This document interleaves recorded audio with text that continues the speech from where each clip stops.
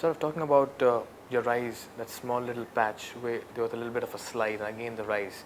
We're talking of that moment where from captain you lost your captaincy. I want to ask you a very straight question now. Captaining or playing for India is an honor, but at times do you think it's a thankless job as well? No, it's not a thankless job, it's a hard job. You do well, you win a series for India, people will put you on your shoulders. And I remember the series against Australia in 2001. We finished the test match at Eden Gardens. The match finished at 4:30 and we left the hotel at 9 o'clock because left the ground at 9 o'clock because we were rejoicing. We were so happy because of that win. And we had to go to Chennai because in 2 days' time we were playing the third test match. So we didn't want to go back to the hotel. We stayed in the dressing room, enjoyed the moment. And when we walked out of Eden Gardens, there were still 10,000 people standing outside the ground in the night at 9 o'clock. It was fabulous. The flight got delayed because we couldn't reach the time on the airport. So you get the adulations, and similarly you get the brickbats. You know, the T20 team didn't do well. People are after their lives. Once they win the next series, they'll all be fine. Right, sort of as you said, the adulations came along, the attention came along, but that sense of being in power, at times, did you feel that you were a powerful man in Indian cricket? I've never led my life that way. I was more interested in trying to get Indian cricket right. I was interested, once I finish, especially the teams overseas, teams like Australia, England, South Africa, they would say, we have a competitor in India, both home and away. We were a great side at home. We were unbeatable at home. But I wanted to leave a legacy where people would say that you go overseas, this team is equally strong. Once again, we saw another chapter in Saurav's life in the comeback, as we mentioned, from South Africa onwards. There again, you felt that things would be fine because that happened in 2006. And after that, in fact, many good things happened to Saurav Ganguly as a batsman. He even earned his place in the ODI side.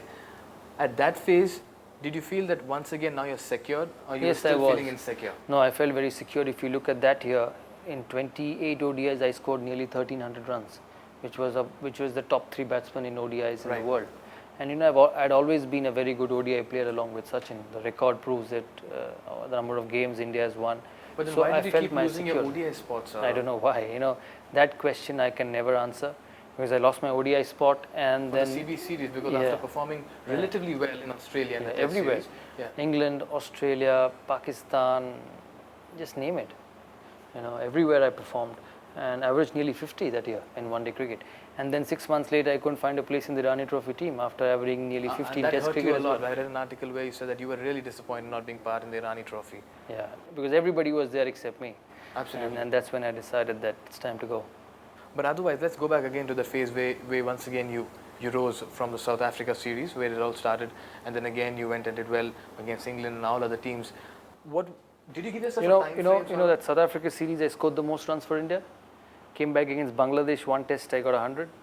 Against England I scored the most runs for India. Then Pakistan came here. I scored 500 runs in 3 test matches. Right. Then we went to Australia where I did well. South Africa came to India, the test match innings in Kanpur, the last test. The best ever. On a wicket there's no wicket. And with that pace, India was 1 down in the series. Before the test before, I got a 90. And then a month later, I was awarded the best Asian batsman of the year in Pakistan when India went for the Asia Cup.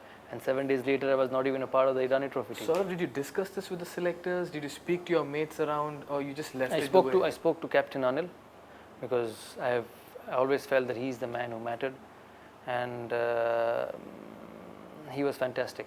He said, Saurav, I wasn't a part of the meeting, but hang on, I'm sure your turn will come. But I wasn't enjoying it. I wasn't enjoying it in and out for no reasons, for reasons which I myself couldn't satisfy myself. I said, you get runs in tough situations, you win games for India, because every test match I got runs, India won the test. Whether in South Africa, whether in Trent Bridge, whether against Pakistan, those 3 test matches, the test match in Kanpur, every time I walked out for India and India won a test match, I scored runs. So I felt really disappointed because I couldn't understand the reason. It cannot be cricketing reasons, because you cannot average 50 and not get a place in the Irani Trophy team. But then obviously I was lucky to be picked against Australia. Sort of in the entire phase during that last bit where you retired, the treatment meted out to you, were you a little No, I think there was nothing wrong with the treatment. had a great time with the players. Getting picked and dropped is part and parcel of the sport. I just felt I was being picked and dropped too many times in that span of 2 years in spite of performances. I don't think anybody was bad, or nobody came and said that you go, it's time for you to leave, we're going to look for another player. Nothing of that sort. It's just that even after the Australia Test series, I did so well, I could have still carried on. But I just didn't want to continue doing this, and I said, I'm doing well, I've done well, and I'm also a firm believer that whoever plays cricket for a long time, he should finish at the top, not when people say that it's time to go. Right. And it should be the same thing with somebody like Sachin, Rahul, or Lakshman, Viru, whoever, the great players. Yeah, but then why did you? What triggered that? We were all listening to that press conference, but we never anticipated just one thing, lads. I still remember that line. Yeah. Before I go, I need to tell you this. I've spoken to my teammates, and we just hope that we finish on a positive note. These are the lines, and it probably everybody was shaken. But were you able to comprehend the situation then? Because we weren't able to understand. Yeah, I decided it before because I wasn't enjoying being in and out for no reason. It was definitely not cricketing reason, and I don't know what else is the reason, because the stats show it cannot be because of form. So I decided, I've been around for long, played over more than 110 Test matches, and I didn't want to go through that anymore. You spoke to your mates before you gave the decision? I did, yeah. What was the dressing room? I did. I was surprised, and I spoke to Anil. He said, wait till the end of the series, but I just wanted to get it out of my way. I didn't want to go through every Test match thinking, I'll announce it next game, because I wanted it to be out of the way, clear, and go and do well for India, because it was a big series. Australia, they're a good team, and we won the series 2-0. They started speaking about IPL parties, they started speaking about the money players are making, some nightclub brawl. These are all nonsense.